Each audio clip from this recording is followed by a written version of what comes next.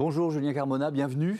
Vous êtes donc le président de Crédit Mutuel Arkea. Quelques chiffres pour démarrer, 11 000 salariés, 2 800 administrateurs, près de 5 millions de sociétaires et clients dans la banque assurance. D'ailleurs, j'ai dit banque, mais c'est la banque assurance, évidemment. Vous avez confirmé il y a quelques semaines, c'était le 28 janvier en conseil d'administration, la volonté de faire de votre banque une société à mission. Pourquoi ? Pourquoi ? Bonjour Thomas Hugues, d'abord, bonjour à toutes et à tous. Alors, je dirais que c'est quelque chose qui nous correspond bien et qui est complètement dans la ligne de notre modèle. Peut-être 2-3 mots sur Crédit Mutuel Arkea, parce qu'on est une banque un petit peu différente. On est une banque territoriale. On est une des seules banques françaises qui a son siège non pas à Paris, mais en région, c'est-à-dire à côté de Brest, dans une commune du Finistère qui s'appelle Le Relecq-Kerhuon. Effectivement, nous sommes nés en Bretagne et dans le sud-ouest, et nous rayonnons sur toute la France. Nous sommes une banque territoriale par construction, c'est-à-dire que tout ce que nous faisons, c'est le financement de l'économie réelle et le financement des projets, des acteurs, des territoires. Par exemple, on ne fait pas d'activité de marché, ce qui s'appelle la BFI, la Banque de financement et d'investissement. On y a renoncé et on s'en porte très bien. Ensuite, vous avez parlé de nos 11 000 collaboratrices et collaborateurs, c'est vrai. On est une banque de taille intermédiaire. On n'est pas dans les mastodontes de 100 000 et quelques collaborateurs. Et cette taille nous donne à la fois une agilité et une proximité par rapport au terrain et je dirais une attention à l'humain. Et puis le dernier point, c'est notre origine, notre modèle. On est une banque coopérative, donc une banque sans actionnaires, une banque qui appartient à ses clients et sociétaires. Et je dirais que dès l'origine, par construction, on a eu en tête autre chose que le profit et donc un souci de l'intérêt général qui a rencontré ce beau mouvement initié par la loi Pacte et qui aboutit aujourd'hui, entre autres, à la société à mission. Oui, donc vous êtes dans cette cohérence, dans cette logique. Évidemment, la question centrale, c'est le sens. Vous parliez de la loi Pacte qui passe par la définition d'une raison d'être. Nous voulons être acteurs d'un monde qui se conçoit sur le long terme et prend en compte les grands enjeux sociétaux et environnementaux de notre planète pour les prochaines générations. Ça, c'est votre raison d'être. En fait, derrière ça, il y a la question du sens. Ça signifie quoi d'être banquier aujourd'hui ?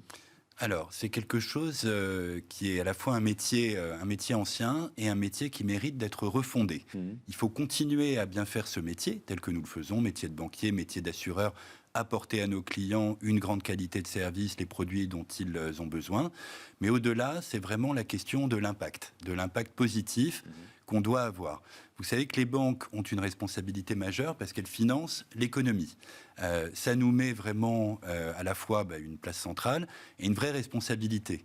Ce qu'on est amené à financer aura un impact justement sur l'économie, sur la société. Et donc ça amène à se poser des questions. Où est-ce que nous voulons être ? Où est-ce que nous ne voulons pas être ?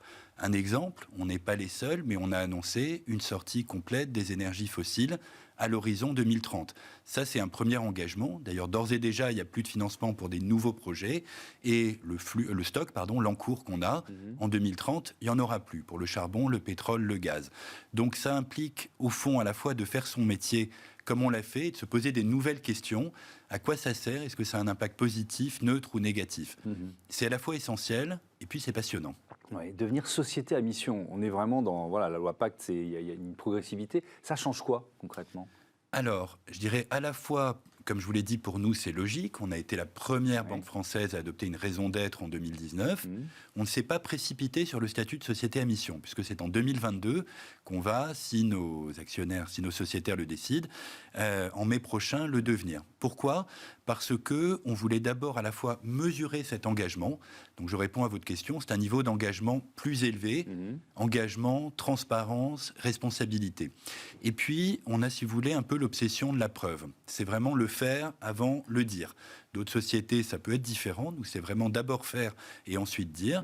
Et donc, on a mis en place un certain nombre de choses, dont ce que je vous ai dit sur la sortie des énergies fossiles, dont le fait que toute notre gamme d'épargne, enfin 93% de nos produits, est aujourd'hui labellisé ESG, pour avoir un certain nombre de changements concrets et pour dire maintenant que ces changements sont ancrés, on y va. Ouais, parce que c'est un engagement qui est à la fois solennel et opposable dans le Haut-Posal, il y a le risque juridique. Est-ce que c'est une dimension qu'il fallait intégrer aussi ? C'est une dimension qu'il faut tout à fait intégrer. Elle est nouvelle, donc on n'a pas encore de jurisprudence ou de doctrine. Mais il est évident que... Est-ce qu'il faut parler de risque juridique ou d'opportunité ? Je ne sais pas, mais qu'il y aura cette dimension-là. Au-delà, et vous savez même bien avant, le premier tribunal, c'est le tribunal de l'opinion publique. Et donc l'opinion publique, face à une société à mission, qui se serait donné des engagements et qui ferait exactement le contraire, l'opinion publique, au travers des clients, des consommateurs, des parties prenantes, sera impitoyable et probablement beaucoup plus qu'avec une société lambda. Oui, mais c'était déjà le cas d'une certaine façon quand vous définissez une raison d'être, parce que même si elle n'est pas opposable dans les statuts, comme vous le dites, le tribunal de l'opinion publique peut venir vous chercher en disant attendez, vous ne respectez pas tel ou tel aspect de vos engagements. Dans les engagements, il y a l'approche équilibrée entre performance financière et impact. Vous nous l'avez dit, vous sortez des énergies fossiles, mais est-ce que c'est rentable aujourd'hui, les énergies fossiles ? Est-ce que vous y perdez de l'argent ? Écoutez, le fait de faire ce choix. Non, on n'en faisait déjà pas beaucoup. Donc ça, c'est la première chose. Mais c'est ce qu'on appelle un renoncement, effectivement. Oui, on perdra un peu d'argent. Et puis, ce n'est pas la seule dimension. On est par ailleurs une banque tout à fait rentable. Et la dimension économique et financière, elle reste importante. C'est la condition pour faire tout le reste. Et puis de la pérennité de nos activités. Mais il y a la question des renoncements. Et puis, il y a quelque chose qu'on a développé. Je crois qu'on est les premiers à l'avoir développé. C'est une comptabilité intégrée, une mesure de la performance globale, où on prend la performance financière, ça c'est relativement aisé à calculer, et la performance extra-financière, ça c'est une autre affaire, c'est de mesurer nos externalités, positives ou négatives. Négative, c'est par exemple, j'ai financé une entreprise qui émet beaucoup de gaz à effet de serre. Il y a un impact sur l'environnement, on le mesure en prenant le prix de la tonne de carbone émise. Et des impacts positifs, c'est par exemple la création d'emplois.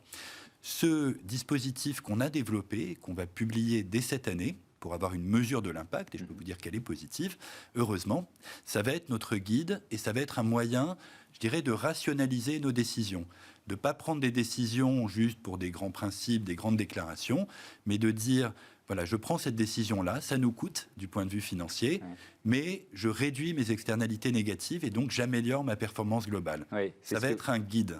Et c'est ce que vous disiez tout à l'heure, c'est le faire avant le dire, ça c'est intéressant. Est-ce que d'une certaine façon, vous avez décidé d'aller jusqu'au stade de la société à mission parce que vous aviez déjà évalué le fait d'être dans un impact positif avec ce système de comptabilité intégrée? Oui, absolument. C'est vraiment un cheminement, une progressivité.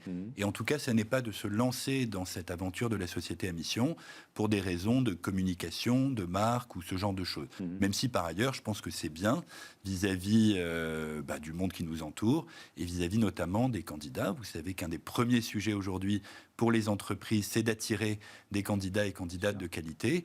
Et évidemment, c'est un peu rebattu de dire c'est la question du sens, mais le sens du travail, c'est aussi important aujourd'hui que la nature, la rémunération et les conditions de travail qu'on propose.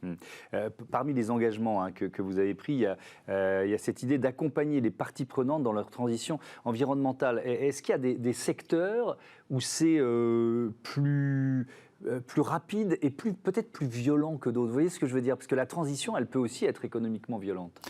La transition, elle aura un coût et un coût considérable. Et on le voit au travers de tout ce qui se passe aujourd'hui sur la montée des prix, justement, des énergies fossiles et ainsi de suite.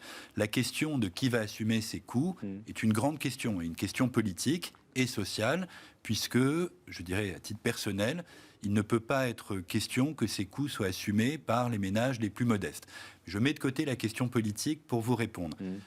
Qui dit transition dit progressivité. Vous parlez de violence et de choc, c'est vrai, mais il me paraît important, tout en ayant en ligne de mire l'urgence climatique, qu'on se donne du temps et qu'on donne du temps à certains secteurs. Je pense à l'immobilier, je pense au transport, je pense à l'agriculture. On est une des banques françaises, pas la plus importante, vous la connaissez, mais une des banques françaises de financement de l'agriculture, notamment en Bretagne et dans le sud-ouest. Ici, on est face à un secteur qui est essentiel pour la sécurité alimentaire, le bien manger, la contribution au territoire, au paysage, et qui en même temps, pour un certain nombre d'aspects, a une transition à accomplir. Notre pari, notre stratégie, c'est de faire cette transition avec les acteurs de l'agriculture eux-mêmes. Et on vient de s'engager, de lancer une politique claire là-dessus, qu'on appelle politique agro-responsable. Mais ce n'est pas en forçant les gens, où c'est pas en leur disant vous êtes bon, vous êtes méchant, qu'on obtiendra des résultats concrets. Merci beaucoup, merci Julien Carmona d'être venu nous présenter donc cet engagement. Ce sera au mois de mai que le Crédit Mutuel Arkea deviendra société à mission, si vous êtes suivi, mais on a bien compris que c'était quasiment acté. On passe à notre débat sur la fin de vie des panneaux solaires.